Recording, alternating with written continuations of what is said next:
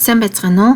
Энэ удаагийн бичлэгээр та бүхэнд YouTube-ээс дурынхаа бичлэгийг датаад эдит хийж өөрийнхөө хичээлдээр ашиглах боломжтой Edpuzzle Google Extension-ы талаар танилцуулах гэж байна. За тэгэхээр өнөөдрийн хичээлдээр байгаагүй хүмүүс үзчихэж магадгүй учраас extension-а хэрхэн судлах талаар талаас нь эхлэе. За эхлээд компьютерийнхаа энэ баруун дээр байгаа энэ цуваа 3 цэг дээр дараад Mod Tools гэдгийг сонгоно. За түүний дараа extensions хэсэг рүүгээ өргөтгөл хэсэг рүүгээ орж байгаа. За түүний дараа extensions гэсэн цуваа 3 цэгтэй хэсэг байгаа. Тэн дээрээ дарахаар доор нь зүүн доор болонд нь Open Chrome Web Store гэсэн энэ хэсэг гарч байгаа. За энэ дээрээ дараад Edpuzzle гэсэн өргөтгөлөө бичиж өгч байгаа. За түүний дараа ийм Edpuzzle-ийн өргөтгөл гарч ирнэ. За өөрийнхөө Edpuzzle-ыг нэмээд за тэгээд түүний дараа заавал мэйл хаягаар шалгаарай. Ингэжээч та одоо компьютер дээр чинь судаг байгаа шүү. За тэгэхээр өнөөдрийн хичээл дээр үзэн Go Formative сайтыг хэрхэн ашиглах талаар бичлэгээ давхар энэ дээр оруулъя хэдүүлээ. За тэхийн тулд Edit with Edpuzzle гэсэн ийм одоо лого гарч ирнэ. Тэгэхээр ер нь бол таны хэрэг компьютер дээр суудсан бол за энэ дээр дарангуут чинь шууд яг нь Edpuzzle дээр чинь саяны видеог дуудаад аваад ирж байгаа гэсэн. Edpuzzle бол хэрэглэхэд маш хэлбэрхэн. За cut буюу таслах. За voice over буюу одоо дээр нь нэмж бичлэг хийх. За асуулт асуух гэсэн энэ 3 зэвсэгтэй. За ингээд бичлэг эхлүүлье. Энэ өдрийн мэндийг хүргэе. Энэ удаагийн бичлэгээр та бүхэнд цахимаар шалгалт авах боломжтой Go Formative сайтын талаар танилцуулах гэж байна. За тэгэхээр одоо энэ хэсэг хүртэл яваад энэ өмнөх хэсэг нь хэрэггүй гэж үзэх юм бол add cut гэдгээ дарна. За тэгэхээр энэ дээр чинь юм таслагдчихж байгаа. За энийгээ дээр нь дараад чирхээр хогин сав гарч ирнэ. За ингээд ихний хэсэг маань устчихж байгаа гэсэн.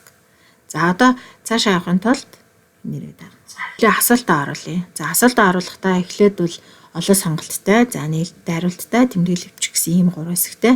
За тэгэхээр хэдүүлээ энэ дээр зүгээр нээлттэй асуултаар авчия. За одоо энийг хэдүүлээ хадгалчихъя. За ингээд цаашлая. За видеон дээр нэмэлт тайлбар өгье. За тэгэхээр энэ бол сардаа нийтдээ бол 25 орчим одоо хуудсыг ер нь бол үнэгүй оруулах хэрэгтэй. Тэгэхээр өөрөө урдчлаад та материалаа сайн бэлтжүүл зүгээр байдаг шүү. За тэгвэл одоо хэдүүлээ яг энүүхэн хоорондохыг бид нэр жоохон хэсгийг таслая гэж үзье л да. Тэгэх юм бол яг гэхээр cut гэдэг дээрээ дараад за add cut гэдэг аавна. За тэгэхээр add cut гэж авуулаа. Эсвэл Google Drive-аас эсвэл яхнаа болчлаа гэж үзэх юм. Тэгэхээр одоо хэдүүлээ яг гэхээр энэ sign гэдэг дээрээ дарна. За тэгэхээр энэ дээр бол миний нөгөө Classroom-тэй холбогдсон ангиуд бүгдээрээ гарч ирж байгаа. Тэгэхээр та бүхэн эхлээд ангиа яаж нэг хөөхөр add new class гэж дараад за энэ дээр бол за 11-р анги авъя.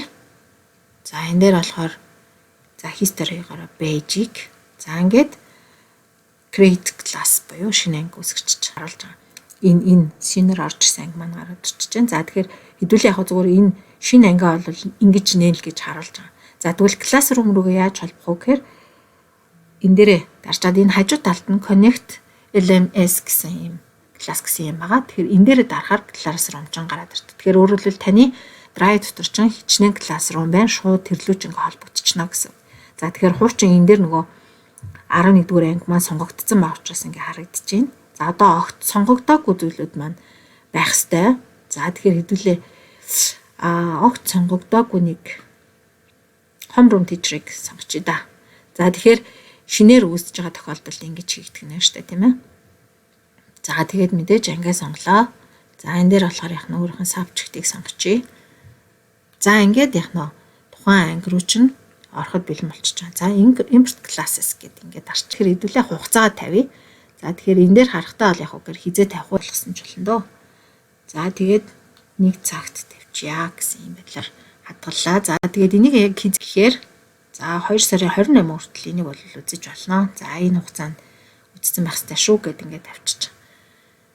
За ингээд assign хийнгүүд яг үгээр одоо таны шууд Classroom чинь орж байгаа гэсэн. Энэ дээр content, gradebook, my class гэсэн ийм 3 хэсэг байгаа. За энэ ямар ч та гэр content гэдэг нь болохоор яг таны өөрийн чинь ингээд хийсэн бүх материалууд энэ дээр харагддаг. За my content гэдээ дарахаар одоо таны урд нь хийж исэн энэ бүх зүйлүүд маань яг нь орж ирж харагдана гэсэн үг. Тэгээ өнөөдөр миний энэ одоо 20 видеоноос илүү болсон учраас орохгүй гэдэм билээ. Сайн хийж болохгүйсэн. Тэгэхээр та бас тэрийг мэдээд авчмаар юм билээ. За контент гэдэг нь бол иймэрхүү. За үүний дараа яг гэр gradebook гэсэн хэсэг байгаа. За gradebook дээрээ та бүхэн яг гэр энэ дээр нөгөө ангиуд маань бол ингээ харагдаж байгаа. Тэгэхээр өөрийнхөө ангийг яаж нэмэх вэ гэхээр my class гэдэг дээрээ очиод шууд нэмэх тэмдгээд арахаар энэ дээр чинь ангиуд маань шинээр үүсгэх боломжтой болчихж байгаа штэ. За тэгээд энэ үүсгэсэн байгаа ангиуд маань энд харагдаж байгаа.